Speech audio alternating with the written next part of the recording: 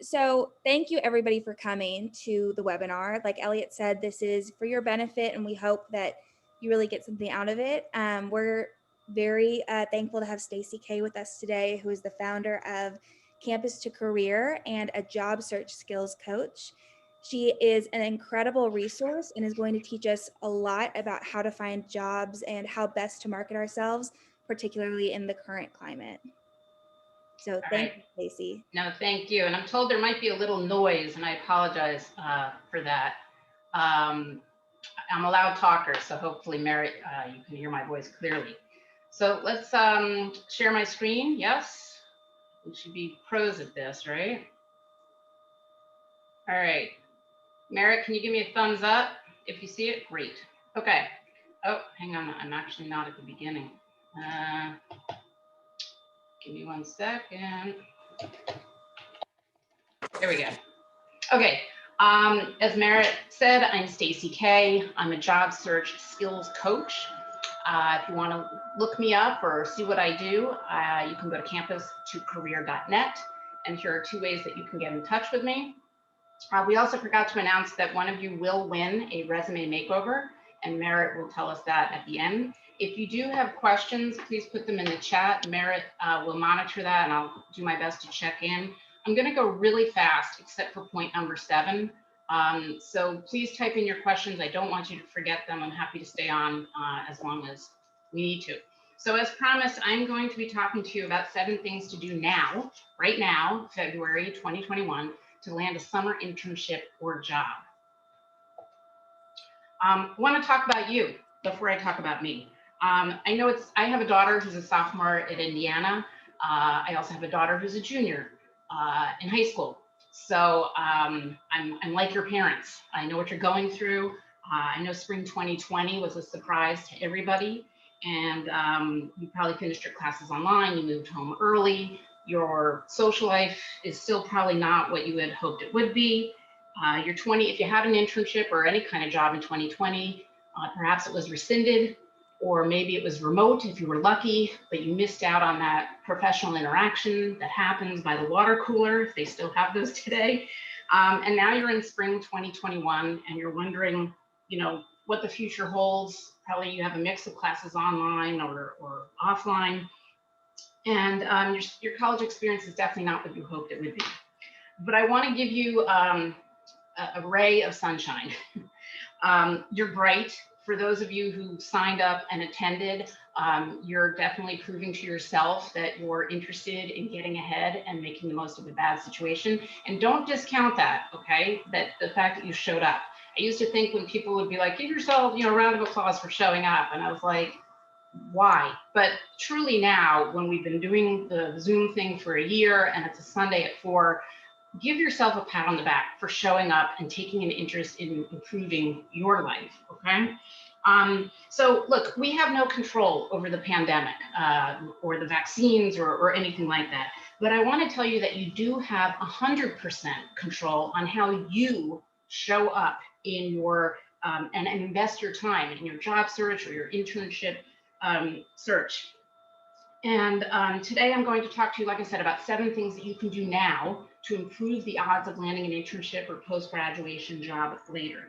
And I want to finalize this little intro with 2 things. It takes, on average, without a pandemic, 3 to 6 months to find and land a job, okay? And if you do these things that I'm going to talk about today, I promise you they will increase your chances of landing a job. I can't promise or guarantee you, but I am going to tell you about some of the students that I work with who have landed jobs during the pandemic. So very quickly, who am I? And why am I qualified to help you? I went to 3 universities because one was not enough. I went to Cornell University, I went to Boston University, and I got a master's in market research at the University of Georgia. I often joke that I know every 3rd Jewish person in the country, but that was like in the 1990s, not so much anymore. I did marketing and market research for companies like Dunkin' Donuts and General Mills. And then I pivoted to kind of, I guess today you might call it a freelance thing, but I basically worked for 2 what's called dinner assembly companies, and I pitched their products to packaged goods companies. Why do I mention this? Because I have experience in marketing myself and in marketing products and services to others. Um, I've been networking since I was 14 years old. And no, when I was 14, I did not know that I was networking. It was only when I was in my 20s that I realized that. But I've always been a connector. And I thought the whole world knew how to network. And it turns out, no, most people don't know how to network. And I'm pretty sure I don't know all the schools that you go to, some of them were mentioned, but with all due respect, a lot of colleges are not great at teaching young people how to network. And that's okay. You know, schools can't be good at everything. What I do now is I am a job search skills coach. I work with college students and recent grads. I set up one-on-one phone calls, usually weekly, sometimes every other week, depending on the student. And I basically teach students how to successfully navigate a search for an internship or job. I mostly teach them how to network, which we're going to talk about today. And I teach them how to grow the network, how to nurture the network, which is really important. I do what I call wow resume makeovers and teach you about LinkedIn and all of that. Let me see what else I want to tell you. All this to say is I know what it's like to have to search for a job or an internship. I've been there and I know it can be overwhelming for young people. Again, I've got the 2 young daughters, and today I'm going to give you very actionable tips on how to do that. But first, I want to share a secret with you. I swear this is true. Your university wants you to get hired, and they want to help you get hired. And you're thinking to myself, what? No, my university just wants me to pay my tuition and maybe attend classes and hopefully graduate. Well, add this to what they want to do.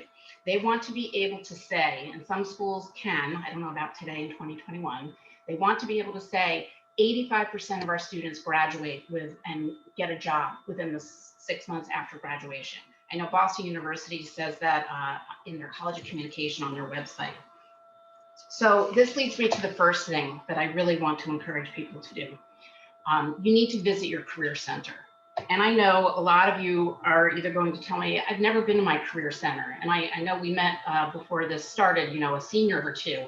And if you haven't been to your career center and it's now senior year, please call them. I don't know if you can visit in person. Obviously, you can email, you can call, set up an appointment, okay?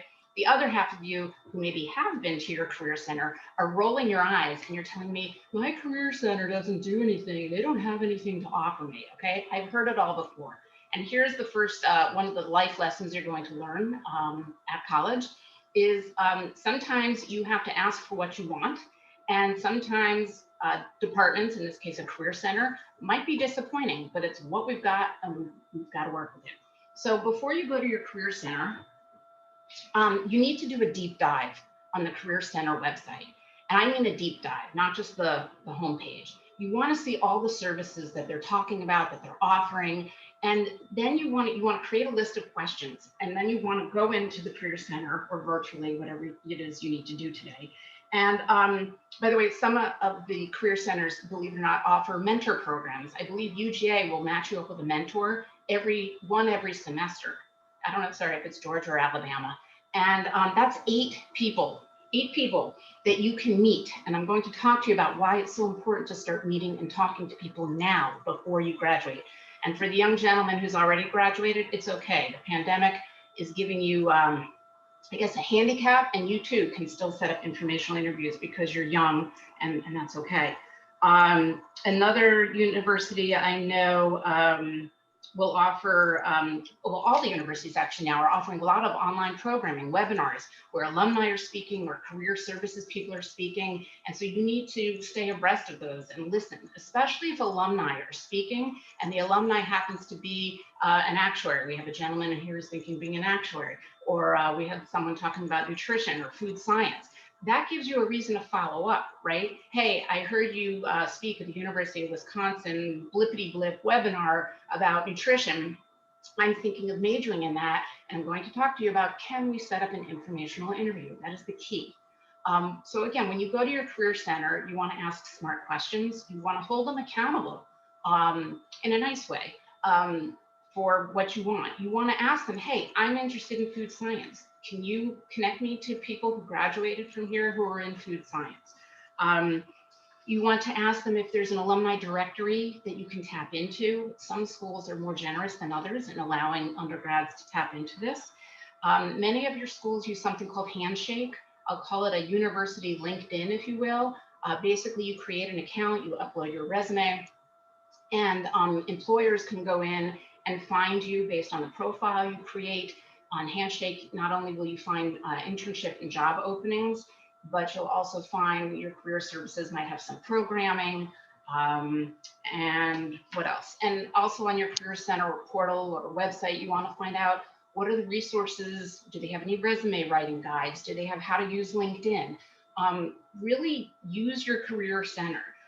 If I were you, I would also ask them what LinkedIn groups should you join as an undergrad. You know, Tulane University has a LinkedIn group, but Tulane University Freeman School of Business has a LinkedIn group. You want to join them all. And in some of them, you'll be able to post, hi, I'm a junior majoring in XYZ. I'm interested in setting up informational interviews with people in the industry. I would greatly appreciate if anyone could reach out to me. Thanks in advance. Okay, these are legitimate things to do.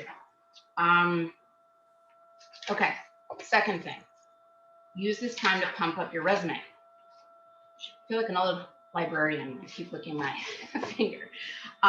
Lots of things here. I can't give you very specifics, but I can tell you this. One, if you don't have a resume, now is a great time to put one together. And again, your career services department can help you or at least proof it for you. At this stage of your career, you've had some experience, right? No one is expecting you to have 25 years of banking experience. That's ridiculous. But if you've been a lifeguard or you've been a camp counselor or you've been a tutor, okay, these jobs are legitimate and you've had responsibility, right? So don't worry, hey, you know, I don't have 5 years of data science experience. You're not supposed to. And when people are hiring for entry-level jobs, they don't want people with 5 years of experience because that person is probably going to be bored. So don't shoot yourself because you don't have a ton of experience. Couple things, make sure it's up to date. I see a few students, they show me their resume and they tell me that they're tutoring right now and it's not on the resume, okay? That also goes to say past and present tense. These are just basic things, but I can't tell you how many times I see this. If you're done working at the job, everything needs to be in past tense, okay?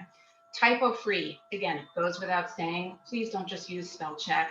Have your mom, dad, have someone at career services, have a professional look at your resume for typos, okay?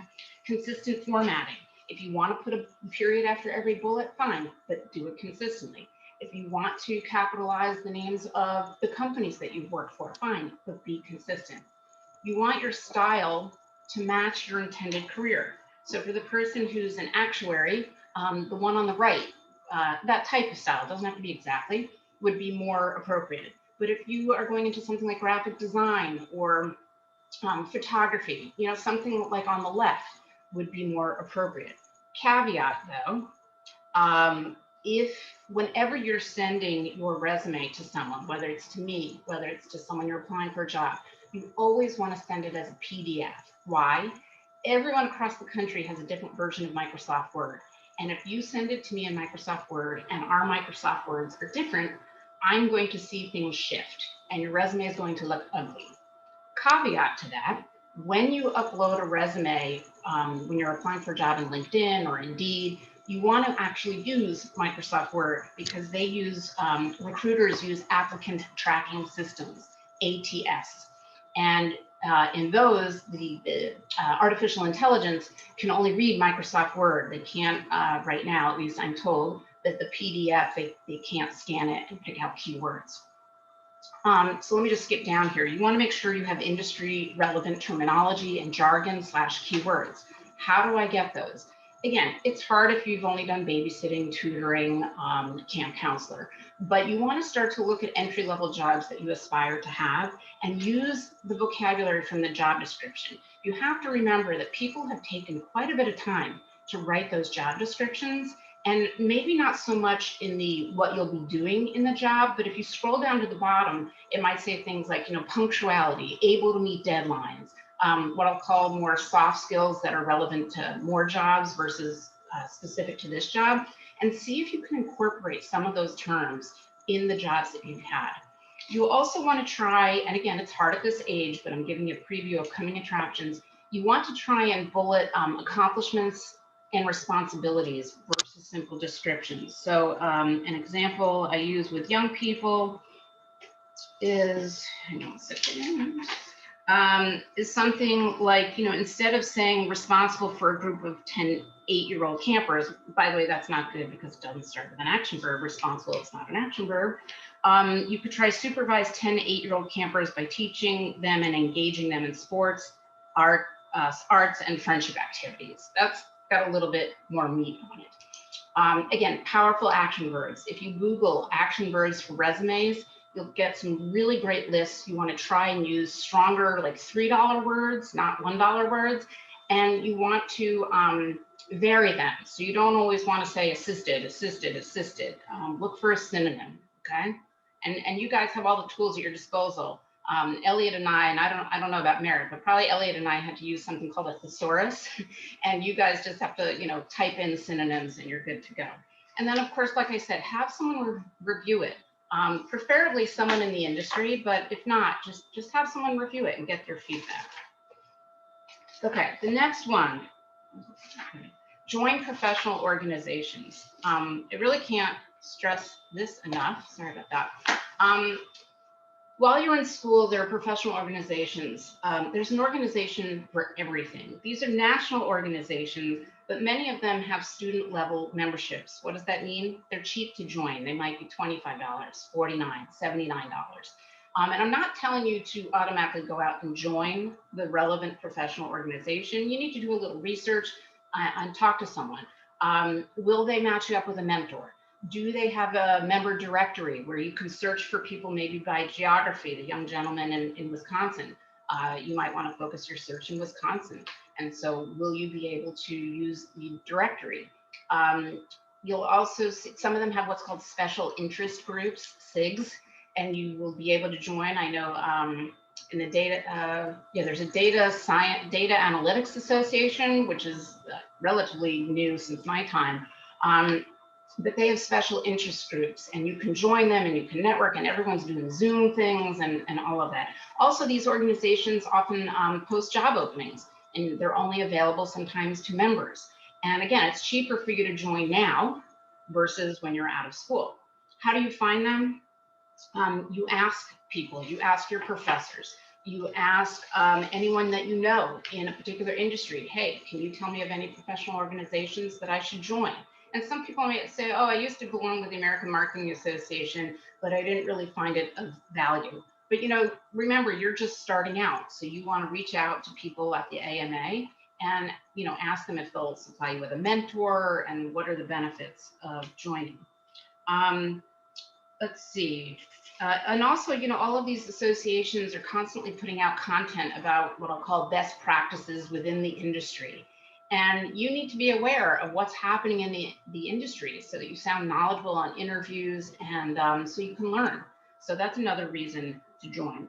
Sidebar, I don't have it here, but in the interest of helping you, a fraternity or sorority is quote unquote a professional organization. I would join the Facebook pages and LinkedIn pages of your alumni, your national chapter, and your university chapter. And again, if you're able to post, depending on how the administrative person set it up, I would say, hi, my name is Stacy. I'm a actuary science major at XYU University, and I'm also in Phi Mu or whatever it is. And I'm looking to connect with other people who are in this industry. Please email me or text me. And these are closed groups, so it's safe to post in them. And I've had a lot of students have success in hearing back from people. Another thing, because I knew we were doing this in the South, but I don't know that we have a lot of people in the South. The Atlanta Business Chronicle is a newspaper. There's also Business Chronicles you can Google in other cities, whether it's Chicago or Philadelphia. And that is a really good resource to read regularly. And it keeps you abreast of different companies. We've all heard in Atlanta of Home Depot and Coca-Cola, but there's a lot of medium and small companies. And so you'll start to hear what they're doing and the news in those companies. And then there's also a page where you will see who's been promoted, who's moved from this company to that company. And so to start getting accustomed with names and roles and companies, I really recommend it. I don't know if there's a student subscription, sorry, to the Atlanta Business Chronicle. The fourth thing you want to do is get LinkedIn. You know, LinkedIn can be a little like, oh my God, overwhelming, but I'm going to break it down for you. And the fact that you're young and a new graduate, you don't have to have the perfect LinkedIn profile, okay? That people my age and, you know, they need to have something more meaty, or I should say corporately. If you go to my LinkedIn page, it's pretty good. It's not perfect. But let's just start. You need a professional / current photo, okay? That does not mean you go out and hire a photographer. That is not needed. But it can't be your bar mitzvah photo, okay? That's too old, although I bet you look really cute. And you need to be dressed, you know, you don't have to have a tie if you're a guy, and you know, you just want to have like a nice neckline, a nice background. You don't want to have your arm, you know, around your buddy. You don't want any of that. Behind your circular professional photo is what's called the background photo. Most of you at this point may have, it's just a blue rectangle. You can keep it like that, but I recommend that you don't. I recommend that you put something in there that's maybe relevant to your industry. It could be, you know, the University of Wisconsin banner. But if, again, I'm sorry, I keep picking on the actuary science and the nutrition because it's what I remember right now. But, you know, the nutritionist, you could have something about food and healthy foods, some kind of image. I'm sure you all know you can use, I think it's unsplash.com for free photos. And most photos on the internet, you know, you can just right click and save it and upload it. I'm sure a lot of you are great with Photoshop and Canva and InDesign. So there's plenty of places to find free photos. But it's an interesting discussion point, right? If you just leave that blue background, it's like, oh, I don't know anything. If you go to mine, there's a bunch of students, I believe, like sitting like this, like they're getting ready for an interview. You know, it just kind of tells you a little something. And I have a headline in there as well. By the way, I wanted to say that 77% of recruiters rely on LinkedIn. So it's important to be on LinkedIn because oftentimes when your resume gets to a recruiter or hiring manager, sometimes they go on LinkedIn. And like I said, you don't have to have this incredible LinkedIn page, but if you're not on LinkedIn, they might wonder, are you serious, you know, about your job search? And if you just have like your name and your university, it just like raises like one eyebrow, not both, just one. Custom URL. I have a lot of students where, you know, it's like Matthew Smith 4, 5, 6, 7, 8, 9, 10, whatever, LinkedIn. Okay, so if that's the case with your URL, when you go to your LinkedIn page and you see what your URL is, just Google how to customize LinkedIn URL. It's very simple. You want to have a compelling headline and about section. The headline, you know, don't put junior at University of Michigan, boring. Put something like aspiring food scientist. You could put class of 2023, you know, although I don't love that because then I have to do the math and like, are you a sophomore, are you junior, you know? So you could put aspiring food scientist, junior at University of Michigan. And your about section, what's really cool about the about section in LinkedIn is you can speak in the first person. So again, picking on the food science person, you know, you can even start with something. I've been cooking and baking since I was 2 years old in my grandmother's kitchen. Just something that's very expressive about you. And then of course, go on from there, don't stop there. You know, I'm now studying at University of Michigan, whatever, and these have been my favorite classes. And you know, you can Google college LinkedIn profiles to get some ideas. Themuse.com has some good articles on that. It's hard again for me to give everybody something. You can earn and add LinkedIn skill badges for those of you with Excel or JavaScript, programming, etc. You can earn badges. They're little mini tests, and then they get added to your profile. At a minimum on LinkedIn, you want to just mimic your resume. Again, if you're older with tons more experience, I would have different advice. But at a minimum, if you've done the hard work on your resume and you've had someone at Career Services or someone like myself bless it, then at a minimum, just put that in your experience. And then again, getting back to the applicant tracking systems, you want to have keywords. So again, if you're a camp counselor, it's hard to use words like digital marketing. But again, you want to look at entry level jobs or internship level jobs and try and use, again, if you can't use something from the job description, then use some of those softer skills, always met deadlines, or always exceed expectations, things like that. Very customer service oriented where you can. Okay, another secret. Research shows that people who recognize and regularly use their strengths are more successful and happier at work. It's true. Um, so number 5 is discover your strengths. So, part of college is really about self-discovery, and really part of your job search is also going to be self-discovery. So discovering your strengths, you may say, well, how is this going to help me land a job? And I'll get to that in a moment. I don't make a dime from you buying StrengthsFinder or going to, Googling StrengthsFinder assessment, but I highly recommend it. And here's why.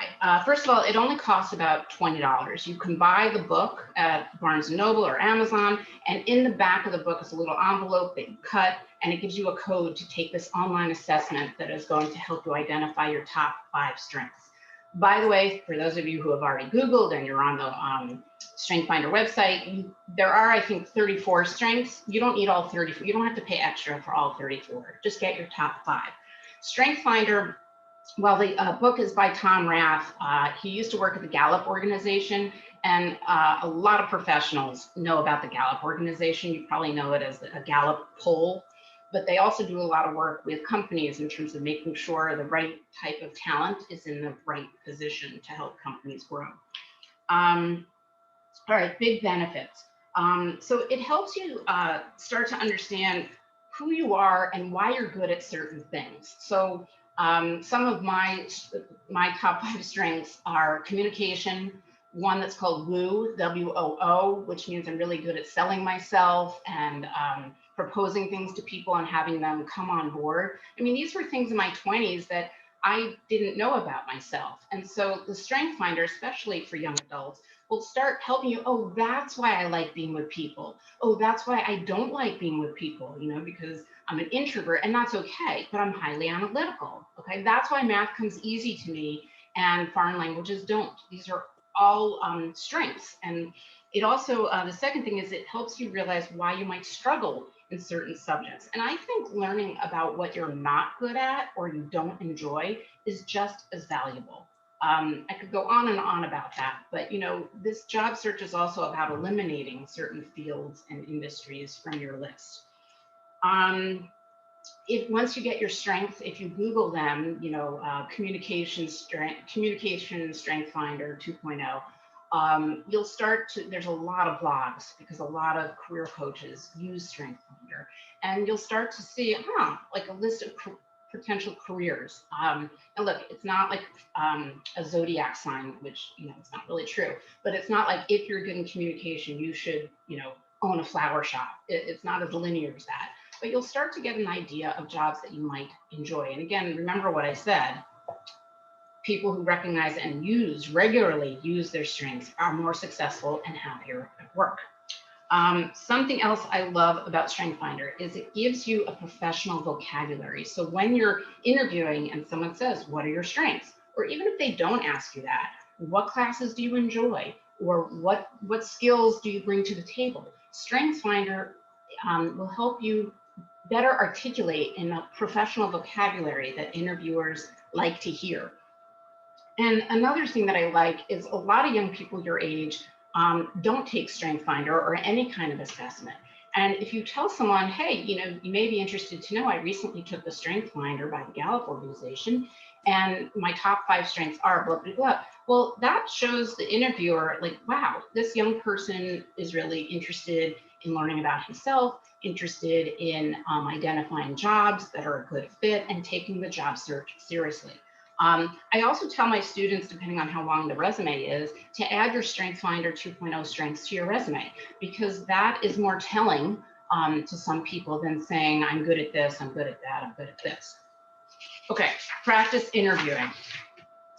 I know a lot of my students go, oh, I don't want to practice. It's like when you have those Spanish dialogues or French dialogues in class, you're like, oh, I don't need to do this. You do, especially because you're new at it. And I want to encourage you to practice out loud, not just in your head. And the reason is when you practice in your head, and a lot of you study, your tests and quizzes just in your head. But if you had an oral exam, let's say with chemistry or political science, if you had to articulate with your mouth and your brain answers to questions, you may find it a little harder to pull if all you have done is study, from your silently from your mind to the piece of paper. Try it sometime.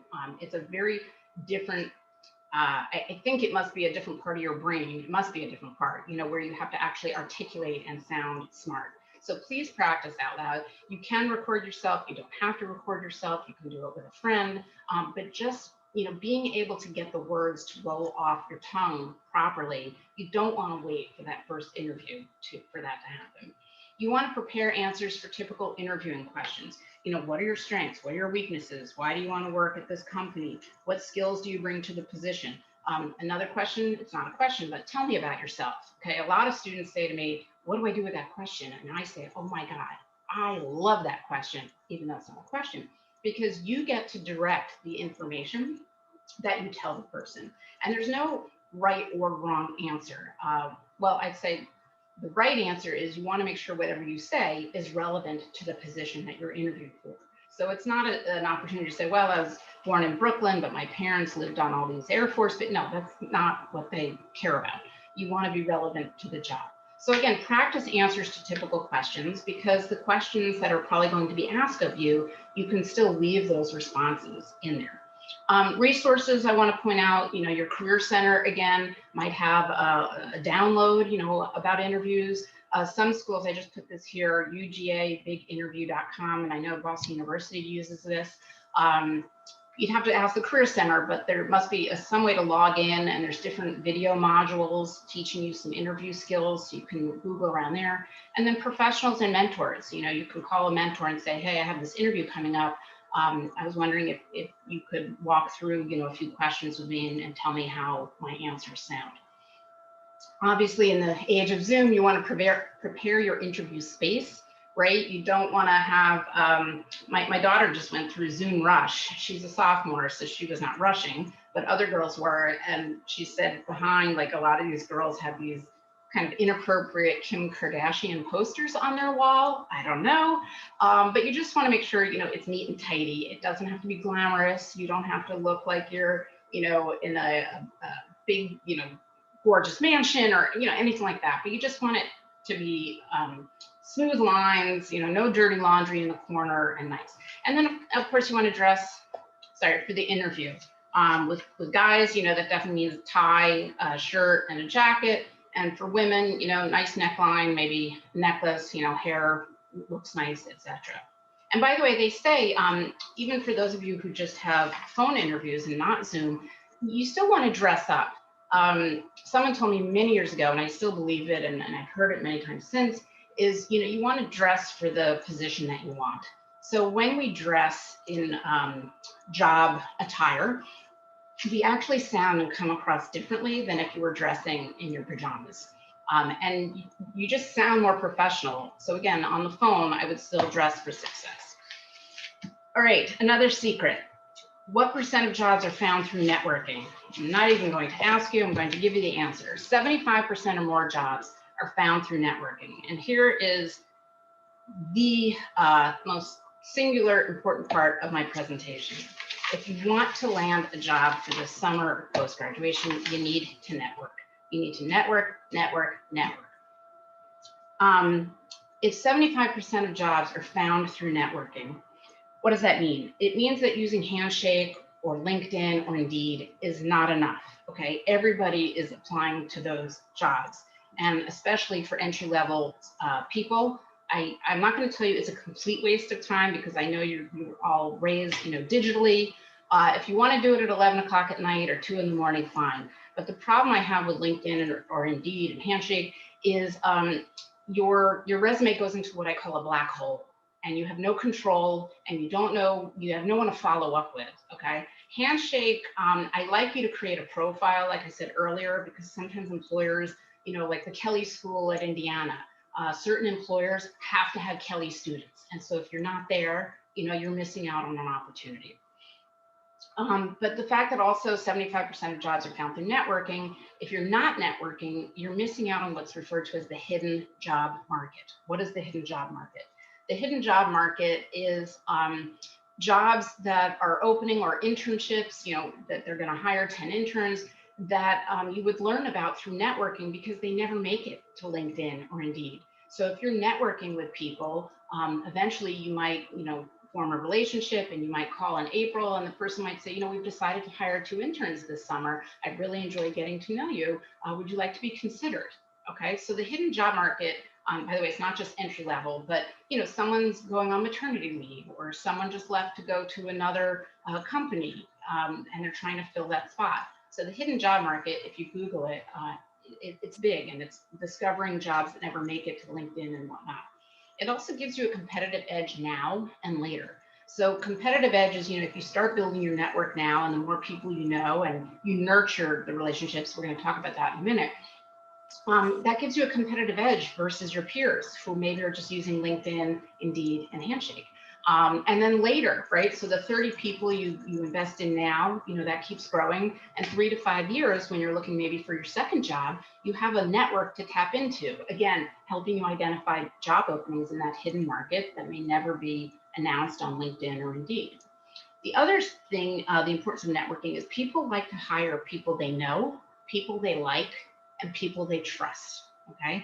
And so when you're applying on LinkedIn or Handshake and whatnot, I don't know who you are. I just see a piece of paper. But if you've been networking with me and nurturing the relationship, which again, we'll talk about in a minute, I'm starting to get to know you. I like you. I find that you're interesting, and I know you. Or even, the babysitter down my street, granted, was a babysitter. Now they're a freshman, let's say at Georgia Tech, but I know her, right? I know that she always used to walk my dog. She was a pet sitter for me. And so if someone's looking for an entry-level position in her area, I'm likely to recommend her because I know her.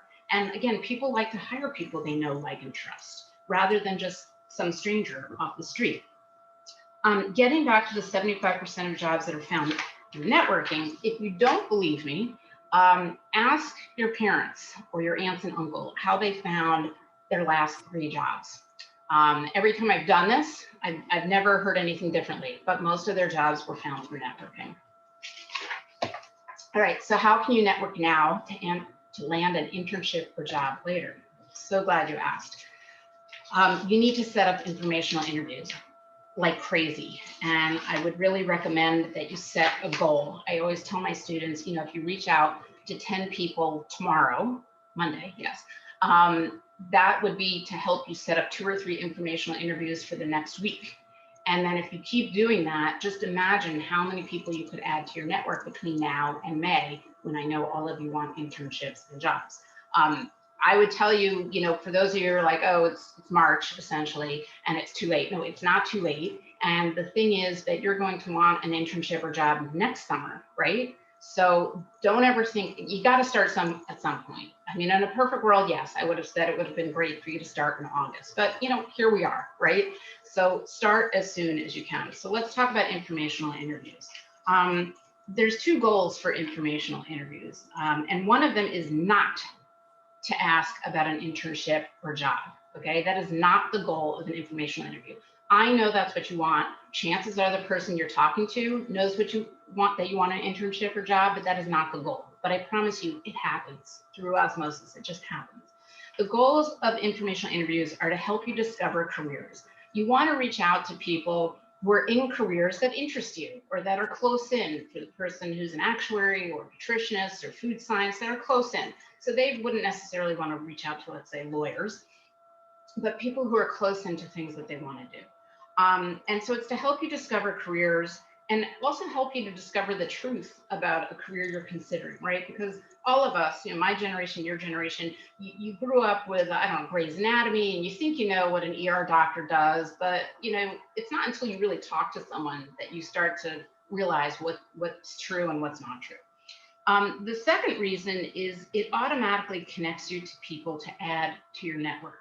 And it's also easier like I said before, to set up informational interviews while you're in school, right? Because to say, hi, I'm a sophomore at Indiana, I'm majoring in digital marketing, and I'm interested in connecting with people, who work at digital marketing agencies. Would you be willing to set up a 15 to 20-minute call? That's a lot easier than me now, reaching out to people saying, hey, I'd like to set up an informational interview, although I could always position it as a career change. The gentleman who's already graduated, again, you can, say I'm a recent grad, and again, people want to help. So, there's nothing wrong with that. You want to do the due diligence of research before your call, looking on LinkedIn, Googling them, Googling their company. And after you've done, I have this a little out of order, but after you've done the research, then you can reach out and ask them, like I just said, if it's an alumni, hi, I'm interested in connecting with successful alumni who are our accountants in the Atlanta area. I've been setting up informational interviews to do some career discovery. That's a good phrase. And I was wondering, or I was hoping that you would set up a 15 to 20-minute call with me so I can learn about your career path and your current job. Okay, so it's a discovery call. And I know your heart is racing, but Stacy, I need an internship. Okay, you just gotta put that on the back table. Trust me, okay, this works.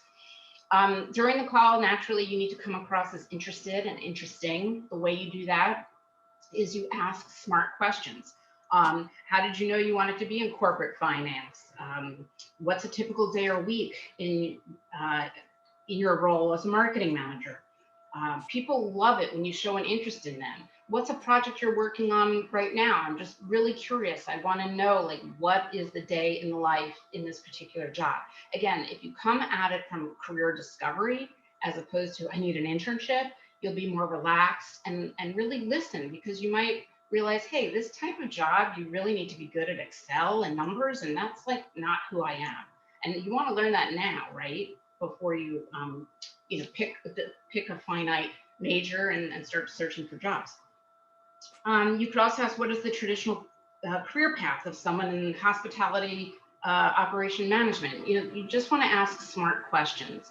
And then, like I said, you want to come across as interesting. So you want to think of 2 or 3 things about yourself that you can weave into the conversation, so that the person starts to get to know who you are. But trust me, just reaching out to people and asking smart questions, they're already going to be impressed, because most people your age are not doing this.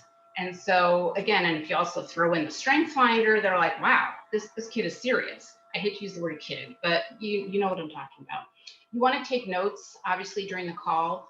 You want to take good notes. I mean, even if a person mentions they're really into water skiing, make a note of that, because you never know how that might, come up. You might go on a vacation, if any of us get to go on vacations, and you might try water skiing for the first time. And then you reach back out to that person and say, hey, I remember you talked about water skiing, so I gave it a try on my trip to Aruba.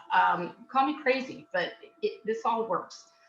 You want to thank the person at the end of the call, and you want to show you were listening. So I always tell my students to play back something that you heard during the call. The fact, I found it really, thank you so much for your time. I found it really interesting that you were able to switch careers from accounting to finance, or that project you described about XYZ was really interesting. I appreciate you sharing that with me. And then here's the key. If you get nothing else from this presentation, please write this down. You want to ask the person, hey, thank you, play something back. Listen, I'm doing a lot of career discovery research. You can use that phrase. And I'm interested in talking to some more people. Could you please introduce me to, and then you have to define it.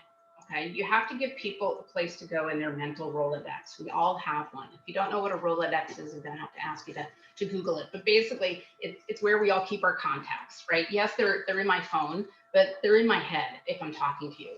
And so if you say to me, hey, could you please introduce me to 2 or 3, I always say 2 or 3 software developers, entry-level software developers, or 2 to 3 people on your team who work with data analytics. You have to give people a place to go. 2 or 3 people who do what you do, but at different companies, because we all know people at different companies, right? Who do things because we're in an industry. And the reason, first of all, you want to ask for 2 or 3, because when you ask for 1 or 2, I actually find that people give you 0 or 1. And if you ask for 2 or 3, people will give you 1 or 2. So it's just a little psychology. But the reason you want to ask is then you want to say, oh, that person George that you just mentioned, that he sounds really interesting. Could you please make an email introduction?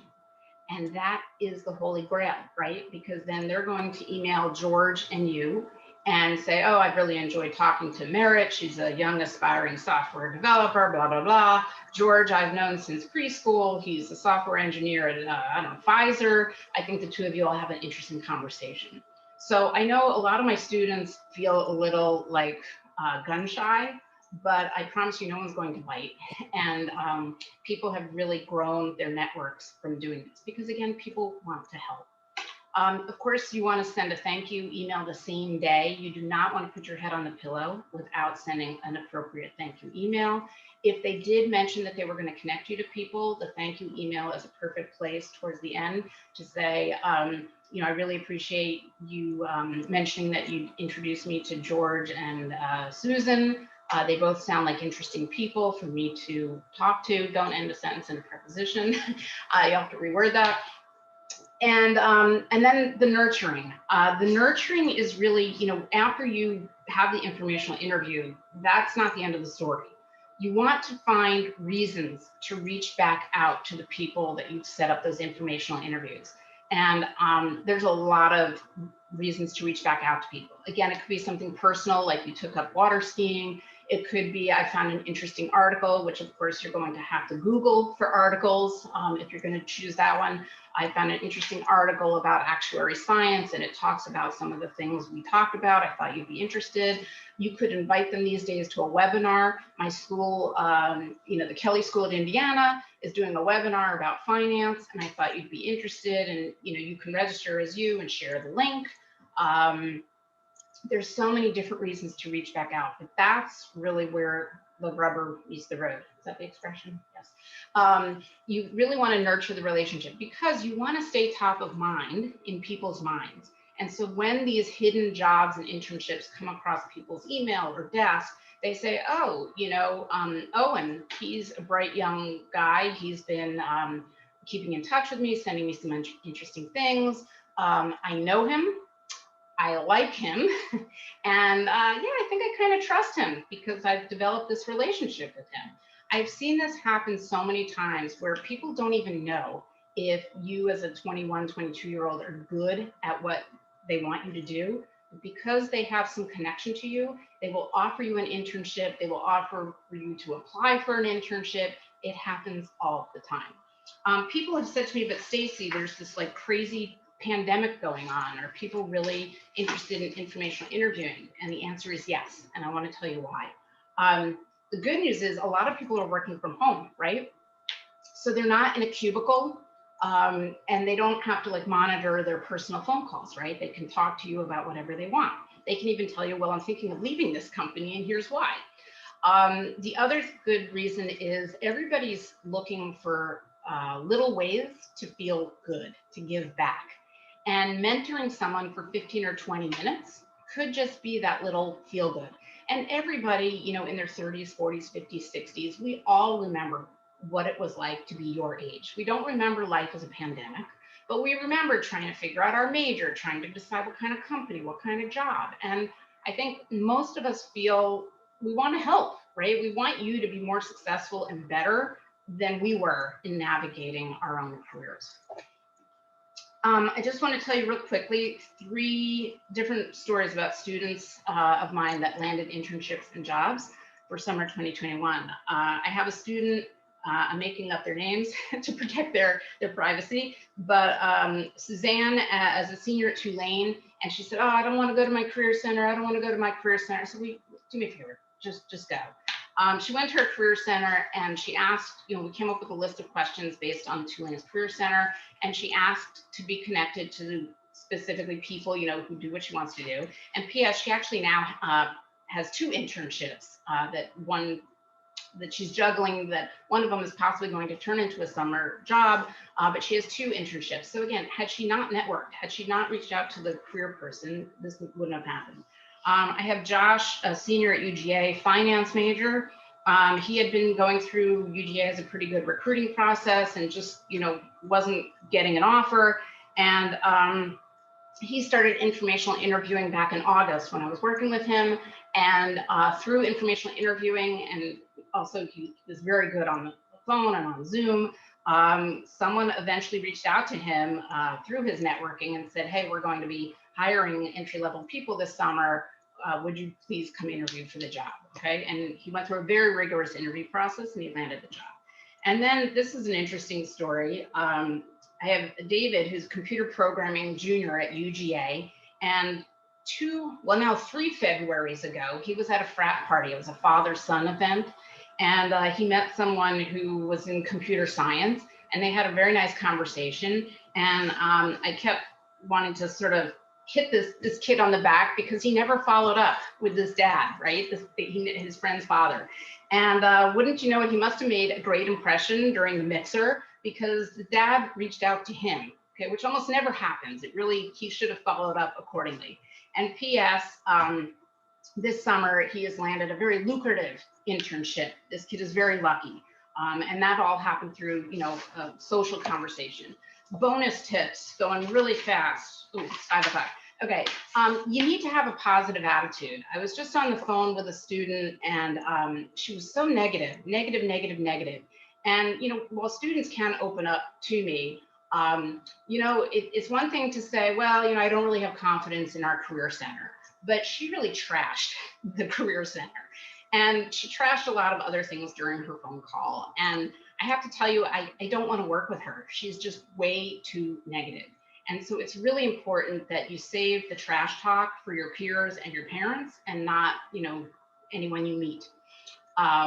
You always want to answer texts and emails promptly. I find a lot of students, they wait 3 days or they don't even respond at all. And, I didn't talk in this one. I have another thing where we talk about positive first impressions, but that's not making a positive first impression. You also want to practice speaking without the word like. My generation did it too. Your generation is doing it. I don't know why it happens, but like. Hopefully the fact that I've made you aware of it now, you'll start to reduce it from your vocabulary. I promise you, when you do go to the working world in your 20s, somehow it magically disappears. I think it's because of the people that you're interacting with. In part, that's why you have it now, and that's why it disappears, but be mindful of it. And then the last thing is clean up your social media profile. A lot of, I have a statistic, 54% of employers have rejected candidates based on their social media profile. So clean it up now, get rid of the photos of you with the red Solo cups. I would get rid of all the beach pictures and just clean it up. Also look at your privacy settings and really tighten them up. So that's what I got. And let's see, Merritt, do we have some questions? We had one question come through from Miriam asking, when setting up these informational interviews, what are your suggestions for if the person being interviewed asks to do it over email and asks you to send them the questions rather than meeting face to face or virtual? Nah, I don't like that person. I've had this happen before. You can't have an informational interview on email. So what I would suggest is, and it's not clear to me, I don't have all the details, but you might suggest, here are the types of questions I'd like to ask, and come up with maybe 5 questions. Again, it could be how you chose this career path, what you really enjoy in your current job, and things that you don't enjoy. I'd love to hear about a project that you're working on right now to give me an idea of the skill sets you're using, or something like that. And then I would say, while I appreciate you asking me for the questions, I really would like to dialogue. I would like to talk to you about your job. And I always tell my students, when you're asking